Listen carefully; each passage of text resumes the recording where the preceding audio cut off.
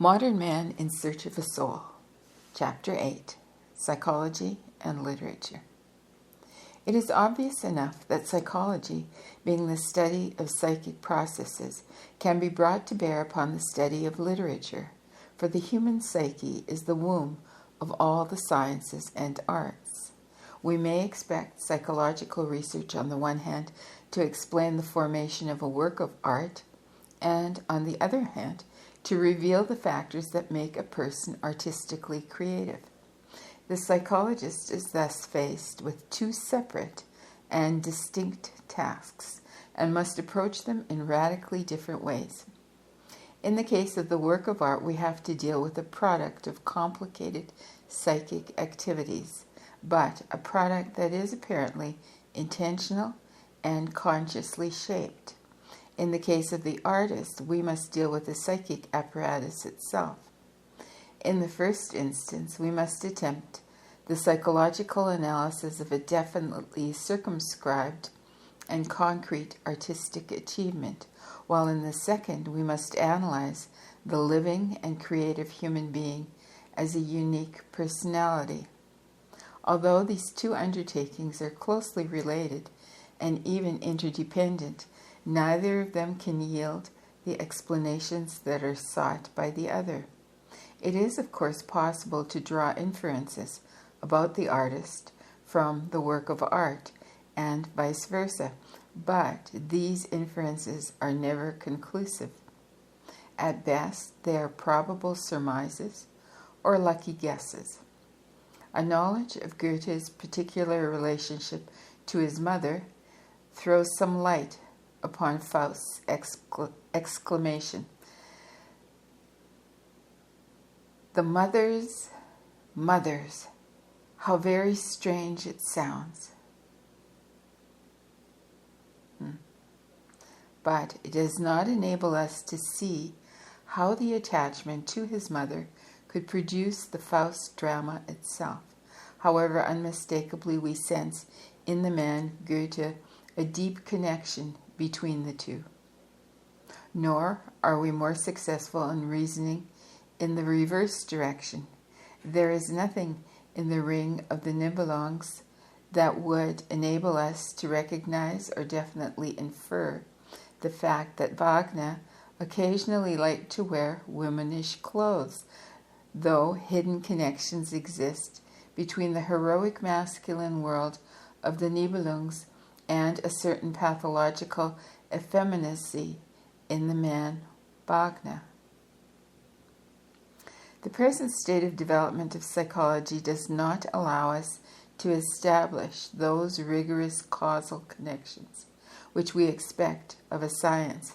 It is only in the realm of psychophysiological instincts and reflexes that we can confidently operate with the idea of causality. From the point where psychic life begins, that is, at a level of greater complexity, the psychologist must content himself with more or less widely ranging descriptions of happenings and with a vivid portrayal of the warp and weft of the mind in all its amazing intricacy. In doing this, he must refrain from designating any one psychic process taken by itself as necessary. Were this not the state of affairs, and could the psychologist be relied upon to uncover the causal connections within a work of art and in the process of artistic creation, he would leave the study of art no ground to stand on, and would reduce it to a special branch of his own science. The psychologist, to be sure, may never abandon his claim to investigate and establish causal relations in complicated psychic events. To do so would be to deny psychology the right to exist. Yet, he can never make good this claim in the fullest sense, because the creative aspect of life, which finds its clearest expression in art, baffles all attempts at rational formulation. Any reaction to stimulus may be causally explained, but the creative act, which is the absolute antithesis of mere reaction, will forever elude the human understanding. It can only be described in its manifestations. It can be obscurely sensed, but never wholly grasped. Psychology and the study of art will always have to turn to one another for help, and the one will not invalidate the other. It is an important principle of psychology that psychic events are derivable.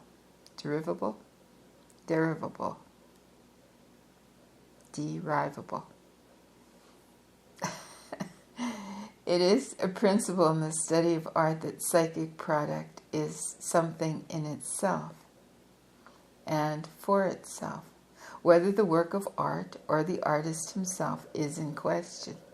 Both principles are valid in spite of the relativity.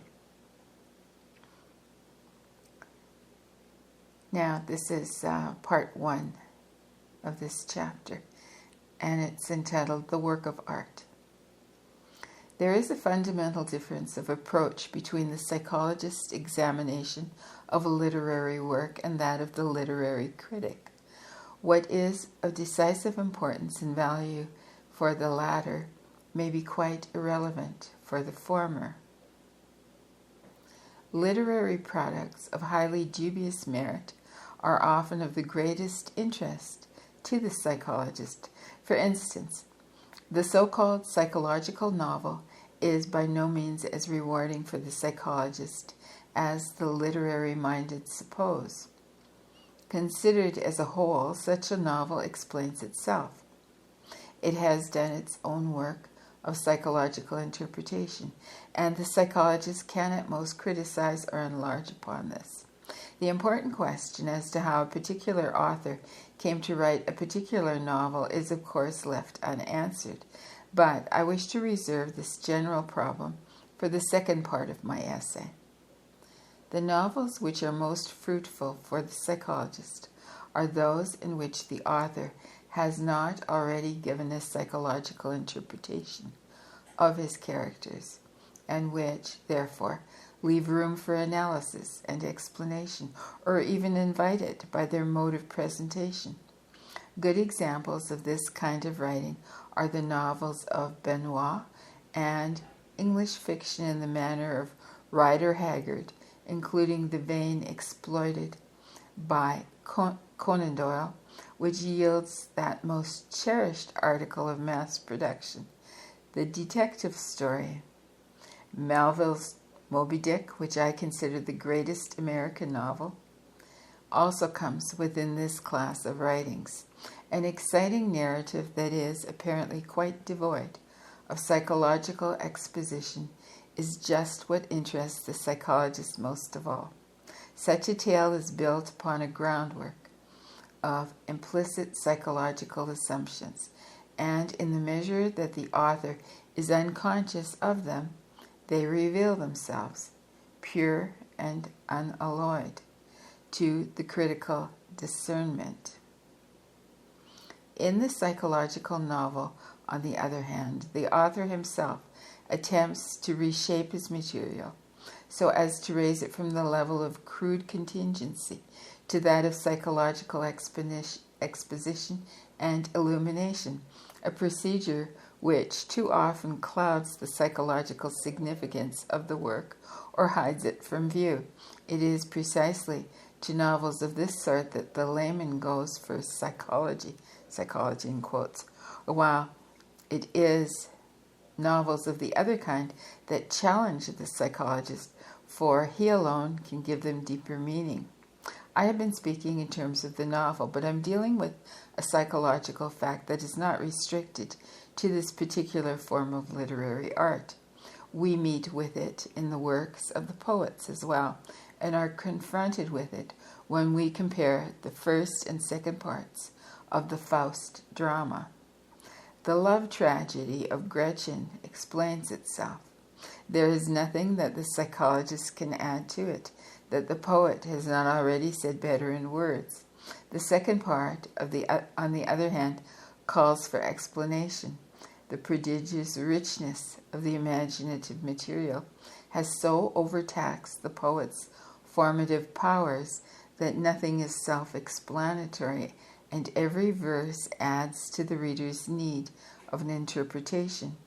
The two parts of Faust illustrate, by way of extremes, this psychological distinction between works of literature. In order to emphasize this distinction, I will call the one mode of artistic creation psychological and the other visionary.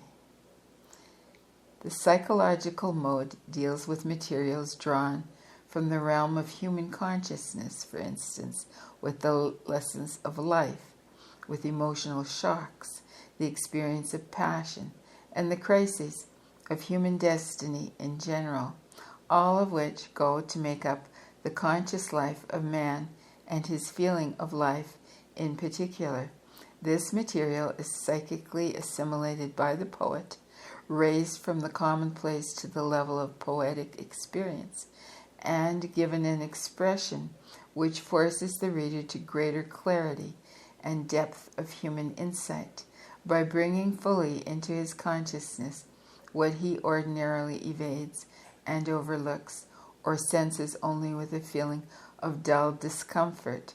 The poet's work is an interpretation and illumination of the contents of consciousness, of the eluctable experiences of human life, with its eternally recurrent sorrow and joy. He leaves nothing over for the psychologist, unless indeed we expect the latter to expound the reasons for which Faust falls in love with Gretchen, or which drive Gretchen to murder her child. Such themes go to make up a lot of humankind. They repeat themselves millions of times and are responsible for the monotony of the police court and of the penal code. No obscurity whatever surrounds them, for they fully explain themselves. Countless literary works belong to this class. The many novels dealing with love, the environment, the family, crime and society, as well as didactic poetry. The larger number of lyrics and the drama, both tragic and comic. Whatever its particular form may be, the psychological work of art always takes its materials from the vast realm of human conscious experience, from the vivid foreground of life, we may say. I have called this mode of artistic creation psychological because in its activity it nowhere transcends the bounds of psychological intelligibility. Everything that it embraces, the experience as well as its artistic expression, belongs to the realm of the understandable. Even the basic experiences themselves, though non-rational, have nothing strange about them. On the contrary, they are that which has been known from the beginning of time. Passion and its fated outcome, man's subjection to the turns of destiny, eternal nature with its beauty and its horror. The profound difference between the first and the second parts of Faust marks the difference between the psychological and the visionary modes of artistic creation. The latter reverses all the conditions of the former. The experience that furnishes the material for artistic expression is no longer familiar. It is a strange something that derives its existence from the hinterland of man's mind, that suggests the abyss of time, separating us from pre-human ages, or evokes a superhuman world of contrasting light and darkness. It is a primordial experience which surpasses man's understanding, and to which he is therefore in danger of succumbing. The value and the force of the experience are given by its enormity. It arises from timeless depths. It is foreign and cold, many-sided, demonic, and grotesque. A grimly, ridiculous sample of the eternal chaos, to a crimen lese majestis humanae. I'm going to spell that for you. CRIMEN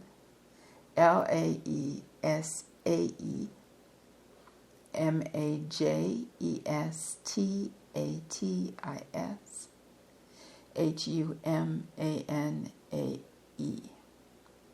To use Nietzsche's words, it bursts asunder our human standards of value and of aesthetic form. The disturbing vision of monstrous and meaningless happenings that in every way exceed the grasp of human feeling and comprehension makes quite other demands upon the powers of the artist than do the experiences of the foreground of life. These never rend the curtain that veils the cosmos.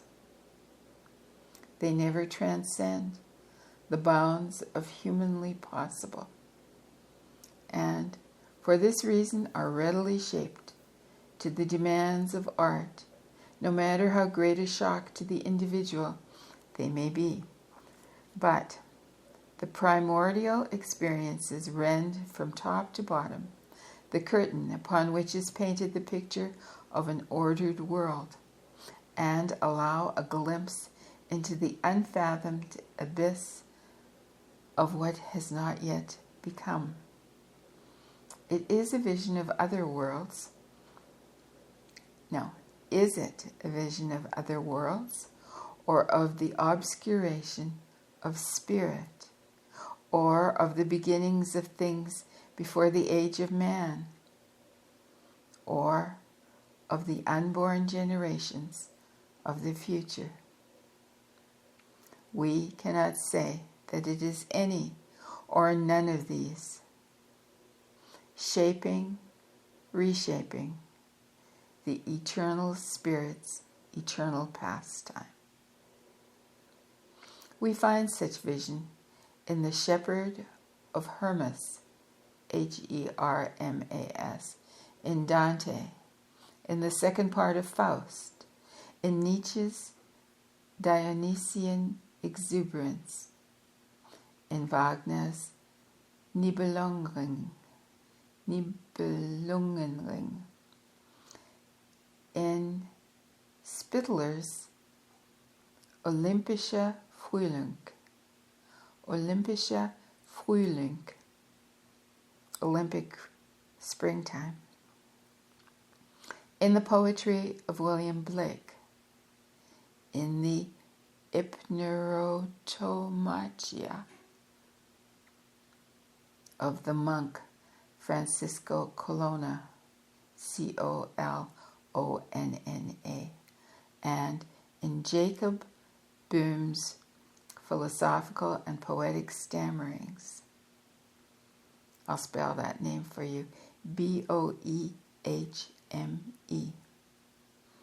In a more restricted and specific way, the primordial experience furnishes material for Rider Haggard in the fiction cycle that turns upon she. And it is the same for Benoit, chiefly in L'Atlantide. I can't pronounce this. L'Atlantide. For Kubin, Kubin, in Die andere Seite, the other side, Die andere Seite. For Mehring in Das grüne Geschicht, the green story, Das grüne Gesicht, Das grüne Gesicht, the green face, Das grüne Gesicht. A book whose importance we should not undervalue.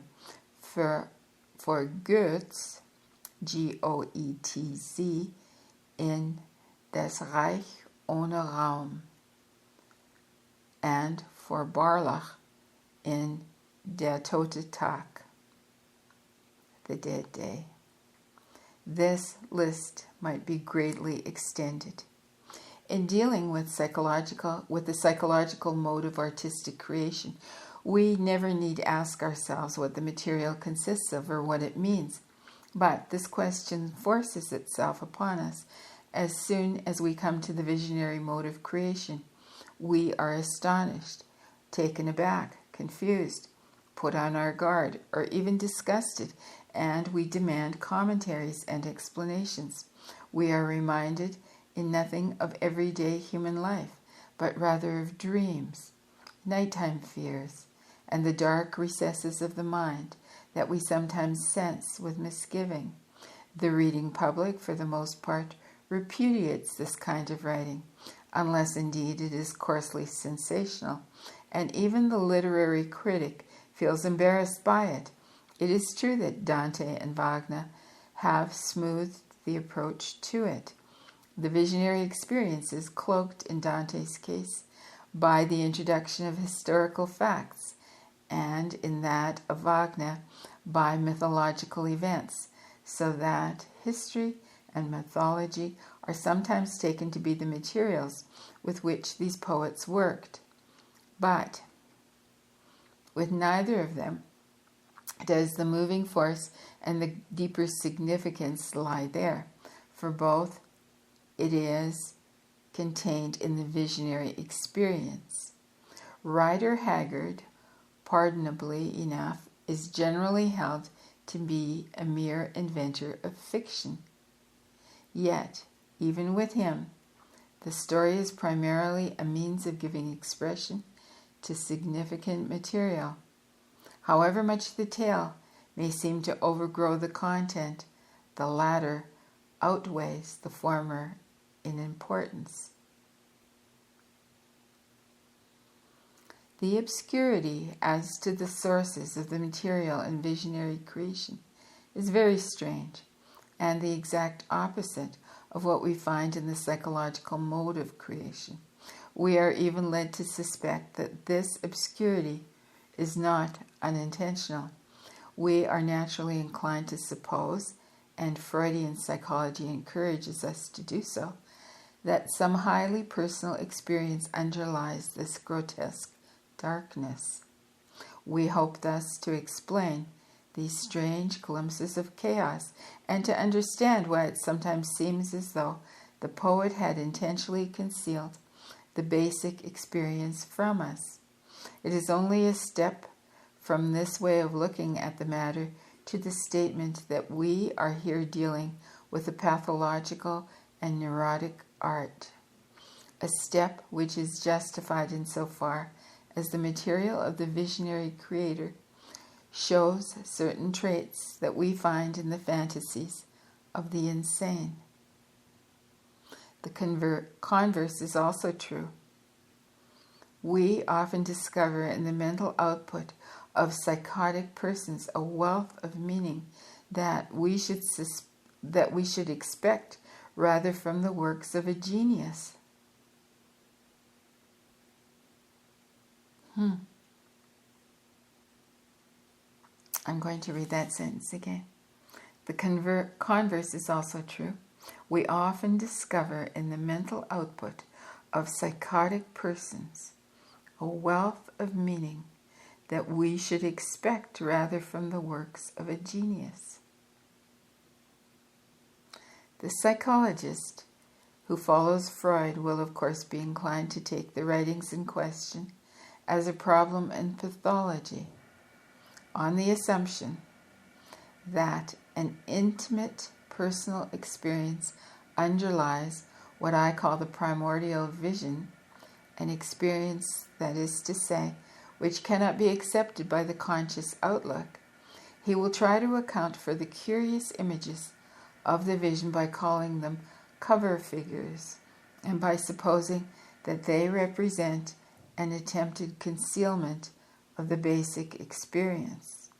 This, according to his view, might be an experience in love, which is morally or aesthetically incompatible with the personality as a whole, or at least with certain fictions of the conscious mind, in order that the poet, through his ego, might repress this experience and make it unrecognizable or unconscious.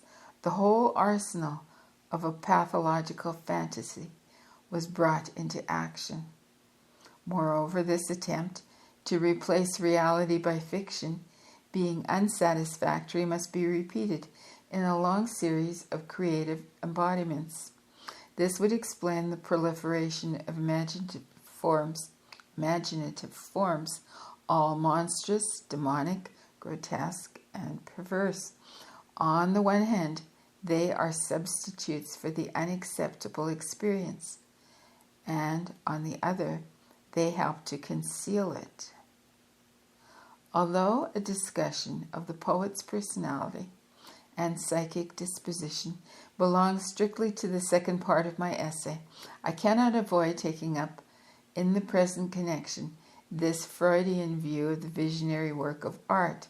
For one thing, it has aroused considerable attention, and then it is the only well-known attempt that has been made to give a scientific explanation of the sources of the visionary material, or to formulate a theory of the psychic processes that underlie this curious mode of artistic expression, of artistic creation. I assume that my own view of the question is not well known or generally understood. With this preliminary remark, I will now try to present it briefly. If we insist on deriving the vision from a personal experience, we must treat the former as something secondary, as a mere substitute for reality. The result is that we strip the vision of its primordial quality and take it as nothing but a symptom, the pregnant chaos that shrinks to the proportions of a psychic disturbance. With this account of the matter, we feel reassured, and turn again to our picture of the well-ordered cosmos. Since we are practical and reasonable, we do not expect the cosmos to be perfect. We accept these unavoidable imperfections, which we call abnormalities and diseases, and we take it for granted that human nature is not exempt from them. The frightening revelation of abysses that defy the human understanding is dismissed as illusion, and the poet is regarded as a victim and a perpetrator of deception.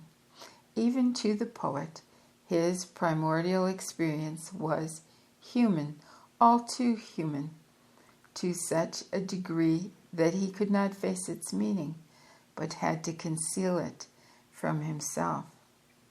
We shall do well, I think, to make fully explicit all the implications of that way of accounting for artistic creation, which consists in reducing it to personal factors.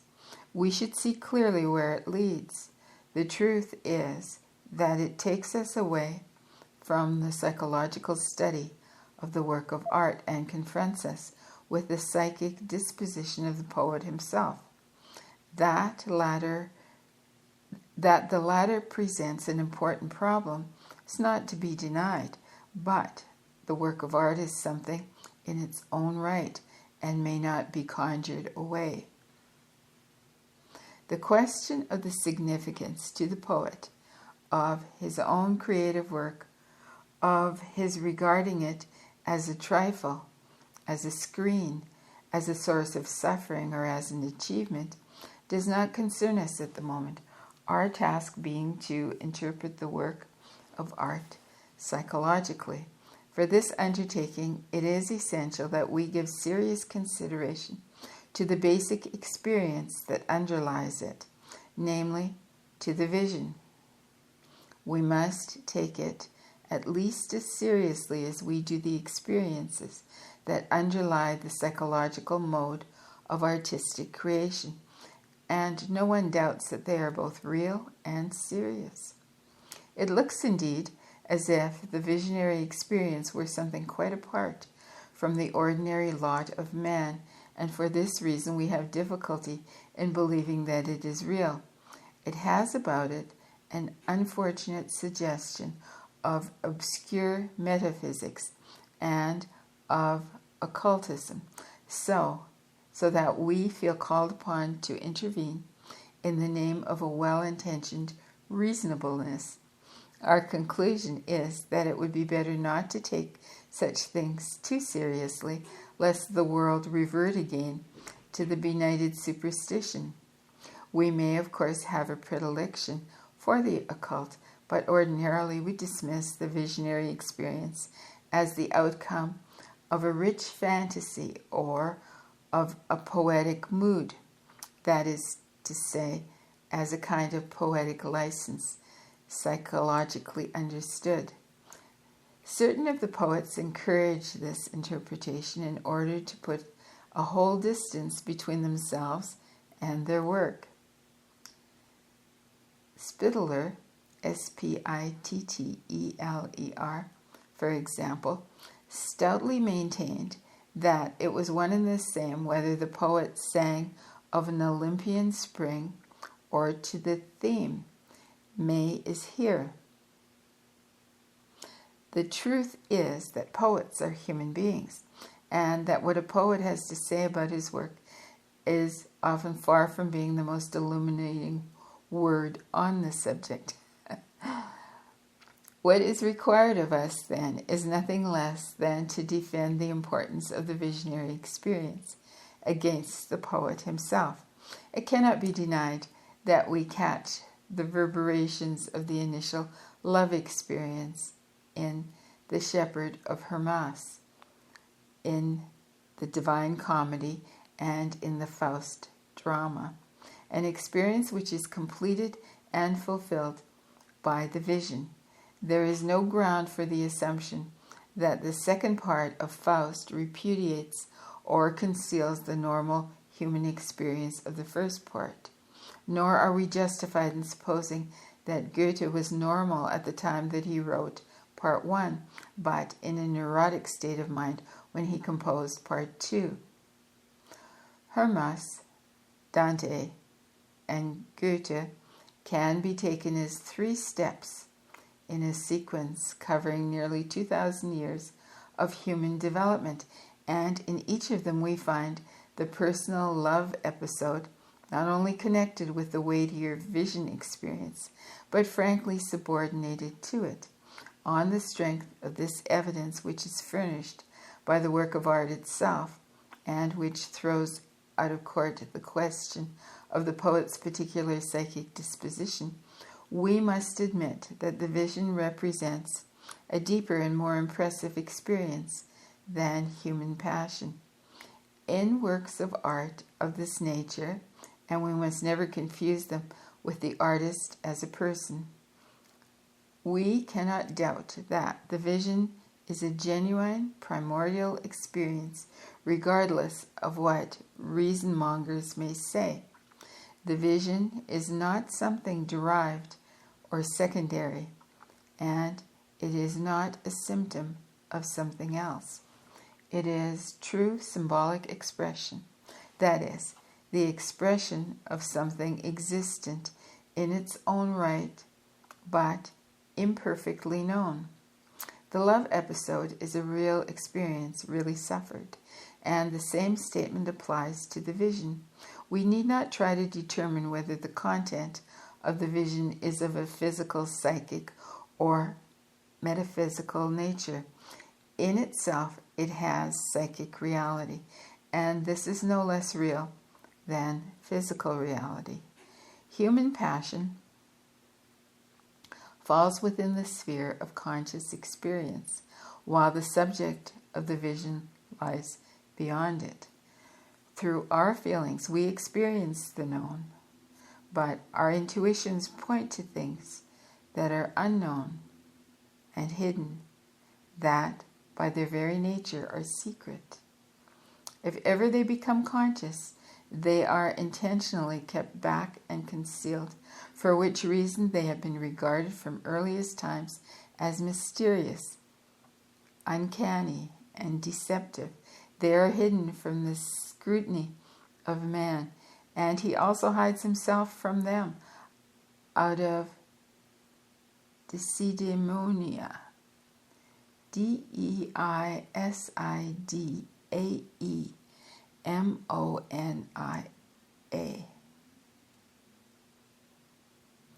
He protects himself with the shield of science and the armor of reason. His enlightenment is born of fear. In the daytime, he believes in an ordered cosmos, and he tries to maintain this faith against the fear of the cosmos that besets him at night. What if there were some living force whose sphere of action lies beyond our world of every day? Are there human needs that are dangerous and unavoidable? Is there something more powerful than electrons? No.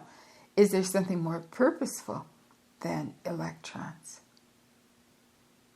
Do we delude ourselves in thinking that we possess and command our own souls? Is that which science calls the psyche not merely a question mark arbitrarily confined within the skull, or rather a door that opens upon the human world from a world beyond, now and again allowing strange and unseizable potencies to act upon man and to remove him, as if upon the wings of the night, from the level of common humanity to that of a more than personal vocation? When we consider the visionary mode of artistic creation, it even seems as if the love episode had served as a mere release, as if the personal experience were nothing but the prelude to an all-important divine comedy. It is not alone the creator of this kind of art who is in touch with the night side of life, but the seers, prophets, leaders, and enlighteners also. However dark this nocturnal world may be, it is not wholly unfamiliar. Man has known of it from time immemorial, here, there, and everywhere. For primitive man today, it is an unquestionable part of his picture of the cosmos. It is only we who have repudiated it because of our fear of superstition and metaphysics, and because we strive to construct a construct a conscious world that is safe and manageable in the natural law, and that natural law holds in it the place of statute law in a commonwealth. I'm going to read the sentence again. It is only we who have repudiated it because of our fear of superstition and metaphysics, and because we strive to construct a conscious world that is safe and manageable in that natural law holds in it the place of statute law in a commonwealth. Yet even in our midst, the poet now and then catches sight of the figures that people the night world, the spirits, demons, and gods. He knows that a purpositiveness outreaching human ends is the life-giving secret for man. He has a presentiment of incomprehensible happenings in the pleroma. In short, he sees something of that psychic world that strikes terror into the savage and the barbarian. From the very beginnings of human society onward, man's efforts to give this vague intimations a binding form have left their traces. Even in the Rhodesian cliff drawings of the Old Stone Age, there appears, side by side with the most amazingly life representations of animals, an abstract pattern, a double cross contained in a circle. This design has turned up in every cultural region, more or less, and we find it today not only in Christian churches but in the Tibetan monasteries as well.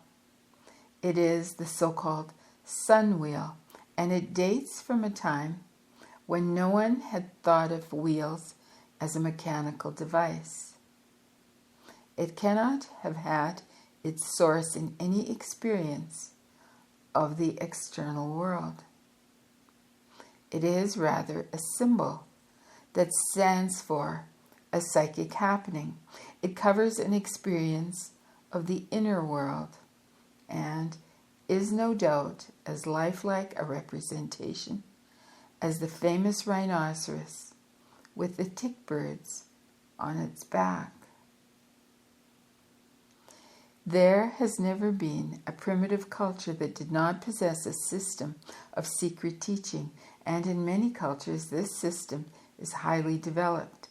The men's councils and the totem clans preserve this teaching about hidden things that lie apart from man's daytime existence, things which, from primeval times, have always constituted his most vital experiences. Knowledge about them is handed on to younger men in the rites of initiation. The mysteries of the Greco-Roman world performed the same office, and the rich mythology of antiquity is a relic of such experiences in the earliest stages of human development.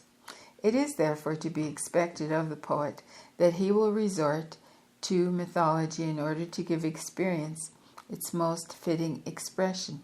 It would be a serious mistake to suppose that he works with materials received at second hand. The primordial experience is the source of his creativeness. It cannot be fathomed and therefore requires mythological imagery to give it forms. In itself, it offers no words or images, for it is a vision seen, quote, as in a glass, darkly, end quote. It is merely a deep presentiment. It is merely a deep presentiment that strives to find expression.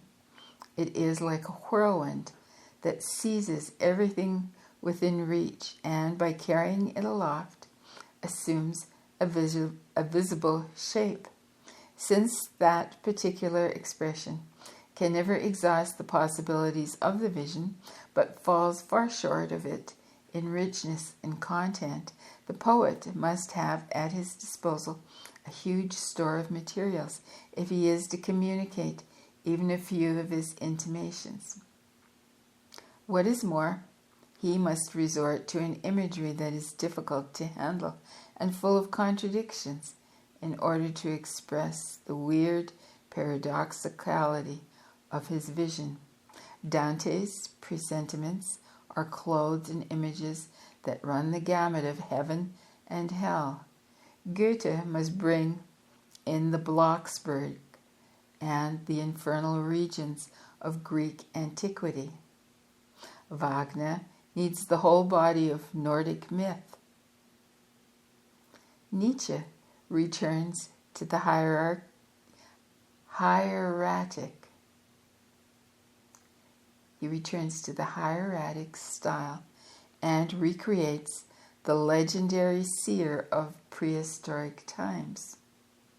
Blake invents for himself indescribable figures, and Spitler borrows old names for new creatures of the imagination. And no intermediate step is missing in the whole range from the ineffably sublime to the perversely grotesque. Psychology can do nothing toward the elucidation of this colorful imagery except bring together materials for comparison and offer terminology for its discussion. According to this terminology, that which appears in the vision is the collective unconscious.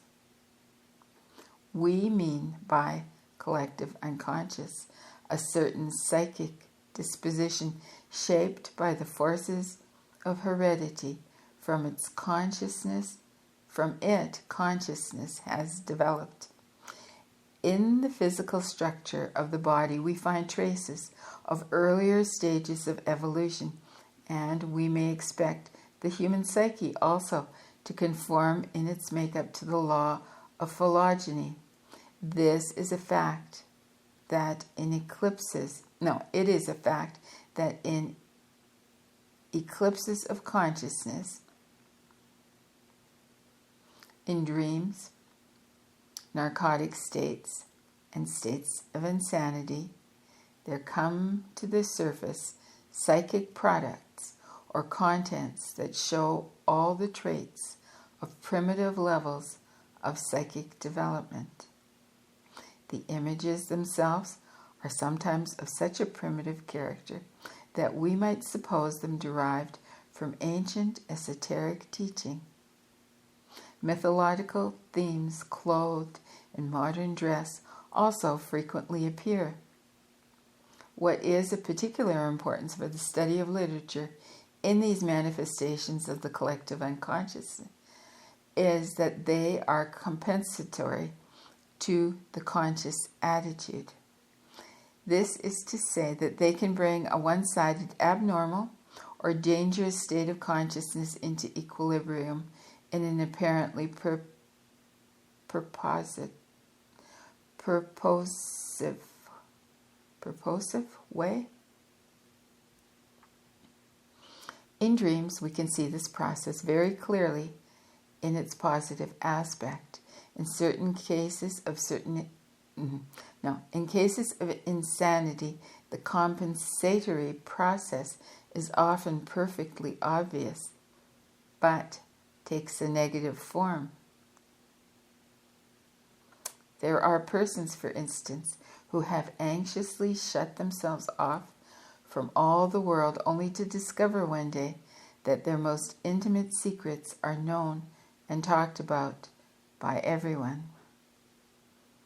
If we consider Goethe's Faust and leave aside the possibility that it is compensatory to its own conscious attitude, the question that we must answer is this: in what relation does it stand to the conscious outlook of his time?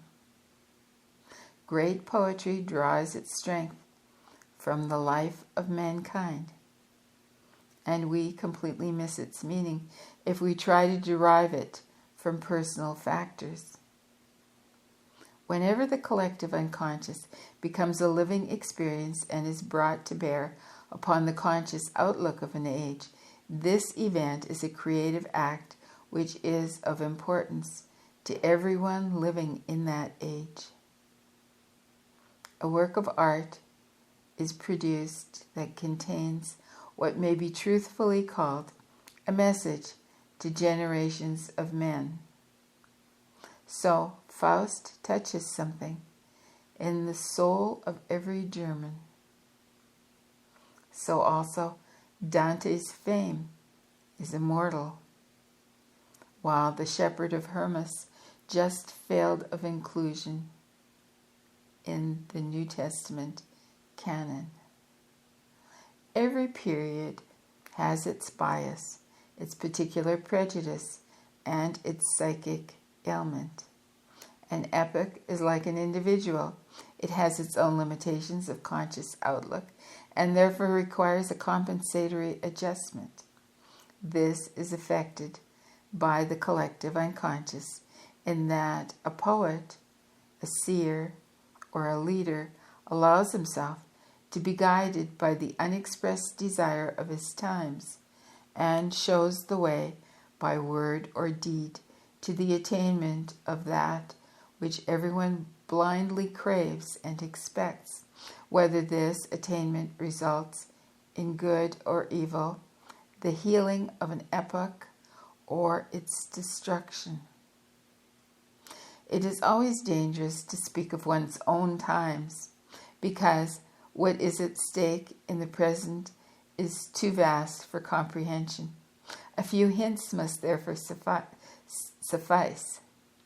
Francesco Colonna's book is cast in the form of a dream, and is the hypothesis of natural love taken as a human relation, without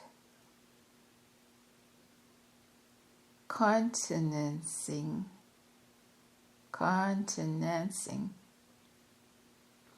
a wild indulgence of the senses. He leaves completely aside the Christian sacrament of marriage. The book was written in 1453.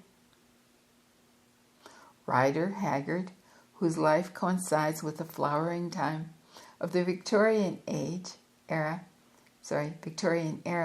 takes up this subject and deals with it in its own way. He does not cast it in the form of a dream, but allows us to feel the tension of moral conflict. Goethe weaves the theme of Gretchen Helen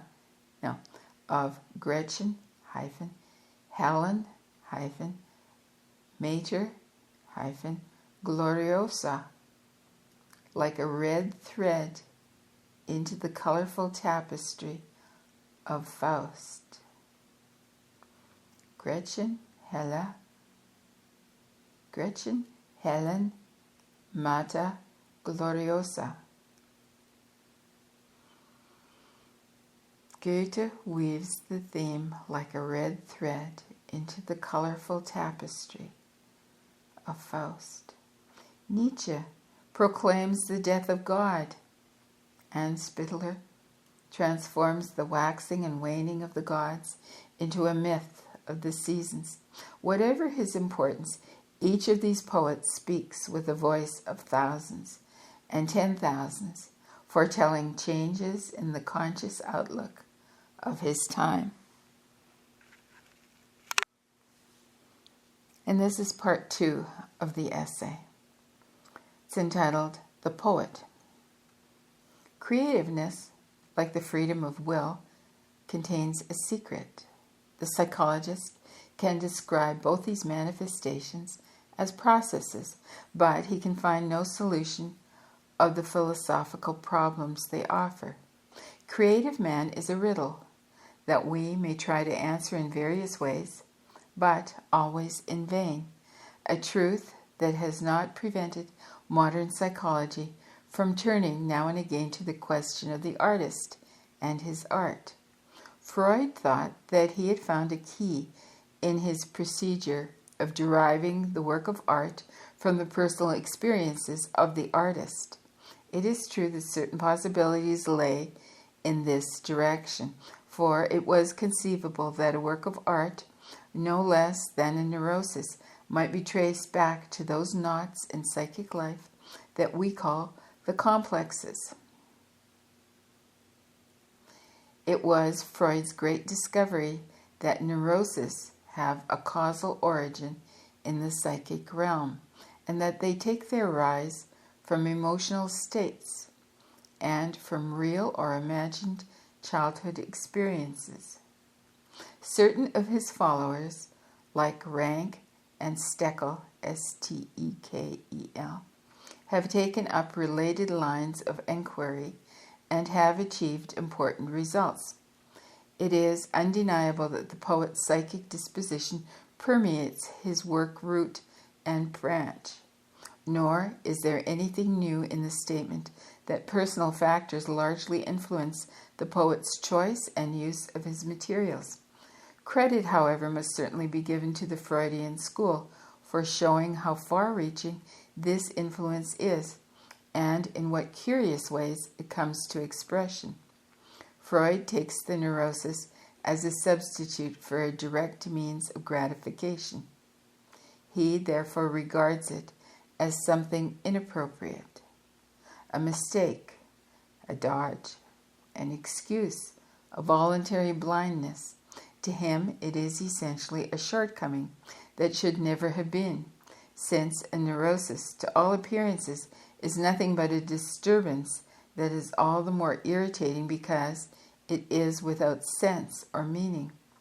Few people will venture to say a good word for it, and a work of art is brought into questionable proximity with the neurosis when it is taken as something which can be analyzed in terms of the poet's repressions.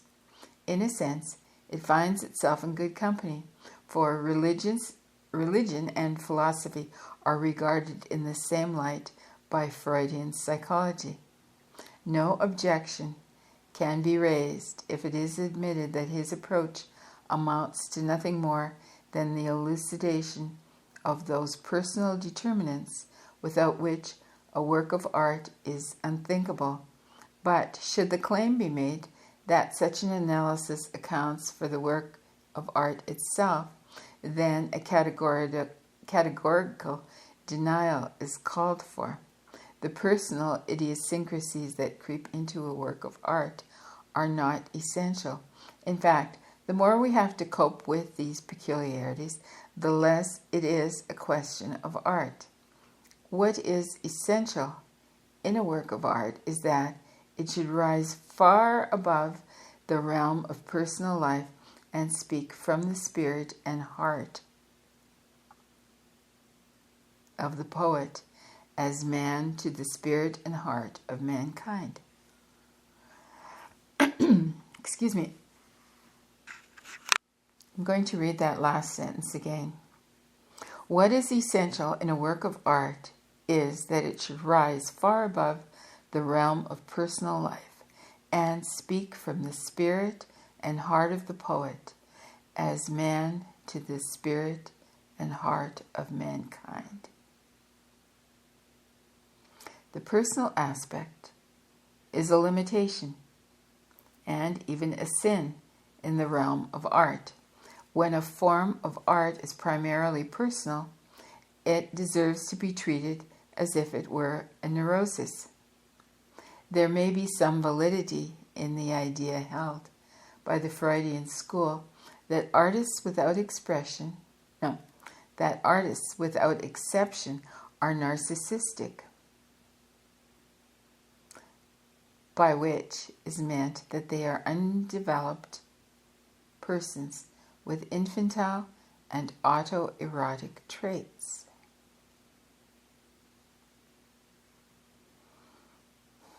The statement is only valid, however, for the artist as a person, and has nothing to do with the man as an artist. In his capacity of artist, he is neither autoerotic nor heteroerotic nor erotic in any sense. He is objective and impersonal, even inhuman, for as an artist, he is his work and not a human being. Every creative person is a duality or a synthesis of contradictory aptitudes. On the one side, he is a human being with a personal life, while on the other side, he is an impersonal creative process. Since, as a human being, he may be sound or morbid, we must look at his psychic makeup to find determinants of his personality. But we can only understand him in his capacity of artist by looking at his creative achievement. We should make a sad mistake if we tried to explain the mode of life of an English gentleman, a Prussian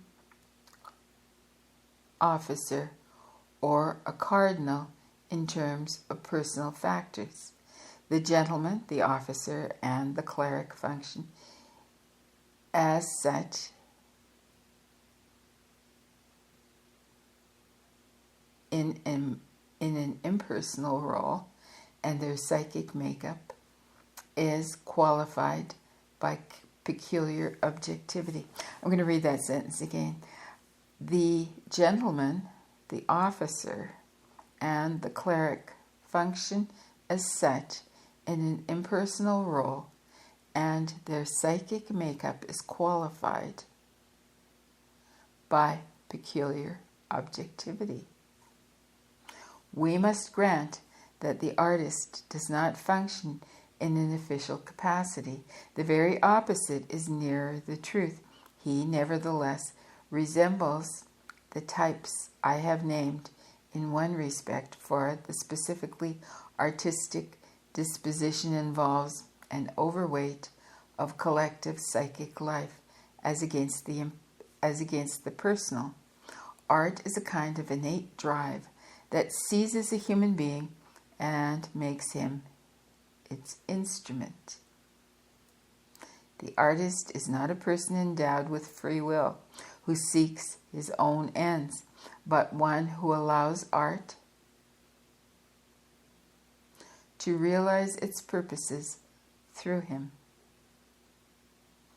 As a human being, he may have moods and a will and personal aims. But as an artist, he is man in quotes, in a higher sense. He is collective man, one who carries and shapes the unconscious psychic life of mankind. To perform this difficult office, it is sometimes necessary for him to sacrifice happiness and everything that makes life worth living for the ordinary human being. All this being so, it's not strange that the artist is an especially interesting case for the psychologist who uses an analytical method. The artist's life cannot be otherwise than full of conflicts, for two forces are at war within him. On the one hand, the common human longing for happiness, satisfaction, and security in life, and on the other, a ruthless passion for creation which may go so far as to override every personal desire.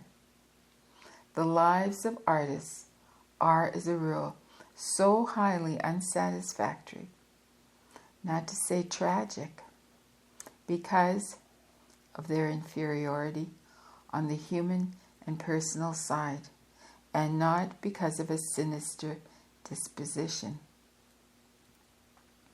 There are hardly any exceptions to the rule that a person must pay dearly for the divine gift of the creative fire. It is as though each of us were endowed at birth with a certain capital of energy. The strongest force in our makeup will seize and all but monopolize this energy, leaving so little over that nothing of value can come of it. In this way, the creative force can drain the human impulses to such a degree that the personal ego must develop all sorts of bad qualities, ruthlessness, selfishness, and vanity, so-called autoeroticism, and even every kind of vice in order to maintain the spark of life and to keep itself from being wholly bereft. The autoeroticism of artists resembles that of illegitimate or neglected children who, from their tenderest years, must protect themselves from the destructive influence of people who have no love to give them, who develop bad qualities for that very purpose and later maintain an invincible egocentrism by remaining all their lives infantile and helpless, or by actively offending against the moral code or the law. How can we doubt that it is his art that explains the artist, and not the insufficiencies and conflicts of his personal life? These are nothing but the regrettable results of the fact that he is an artist, that is to say, a man who from his very birth has been called to a greater task than the ordinary mortal. A special ability means a heavy expenditure of energy in a particular direction, with a consequent drain from some other side of life. It makes no difference whether the poet knows that his work is begotten, grows and matures with him, or whether he supposes that by taking thought he produces it out of the void. His opinion of the matter does not change the fact that his own work outgrows him, as a child his mother. The creative process has feminine quality, and the creative work arises from unconscious depths, we may say, from the realm of the mothers. Whenever the creative force predominates, human life is ruled and molded by the unconscious as against the active will, and the conscious ego is swept along on a subterranean current, being nothing more than a helpless observer of events. The work and process becomes the poet's fate and determines his psychic development. It is not Goethe who created Faust, but Faust which created Goethe. And what is Faust but a symbol? By this, I do not mean an allegory that points to something all too familiar, but an expression that stands for something not clearly known and yet profoundly alive. Here it is something that lives in the soul of every German, and that Goethe has helped to bring to birth. Could we conceive of anyone but a German writing Faust, or also sprach Zarathustra? Both play upon something that reverberates in the German soul, a primordial image, as Jacob Burckhardt once called it, the figure of a physician or teacher of mankind, the archetypical image of the wise man, the savior or redeemer, lies buried, dormant in man's unconscious since the dawn of creation. No, since the dawn of culture. Let me read that again. The archetypal image of the wise man, the savior or redeemer, lies buried and dormant in man's unconscious since the dawn of culture. It is awakened whenever the times are out of joint and a human society is committed to a serious error. When people go astray, they feel the need of a guide or teacher, or even of the physician. These primordial images are numerous, but do not appear in dreams of individuals or in works of art until they are called into being by the waywardness of the general outlook. When conscious life is characterized by one-sidedness and by a false attitude, then they are activated, one might say, instinctively, and come to light even in dreams of individuals and the visions of artists and seers, thus restoring the psychic equilibrium of the epoch. In this way, the work of the poet comes to meet the spiritual need of the society in which he lives, and for this reason, his work means more to him than his personal fate, whether he is aware of this or not. Being essentially the instrument for his work, he is subordinate to it, and we have no reason for expecting him to interpret it for us. He has done the best that in him lies in giving it form, and he must leave the interpretation to others, and to the future. A great work of art is like a dream. For all its apparent obviousness, it does not explain itself and is never unequivocal. A dream never says, "You ought," or "This is the truth." It presents an image in much the same way as nature allows a plant to grow, and we must draw our own conclusions. If a person has a nightmare, it means either that he's too much given to fear, or else that he is too exempt from it. And if he dreams of the wise man, it may mean that he is too pedagogical, or that he stands in need of a teacher.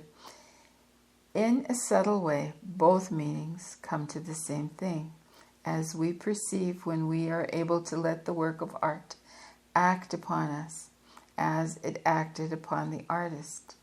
To grasp its meaning, we must allow it to shape us as it once shaped him.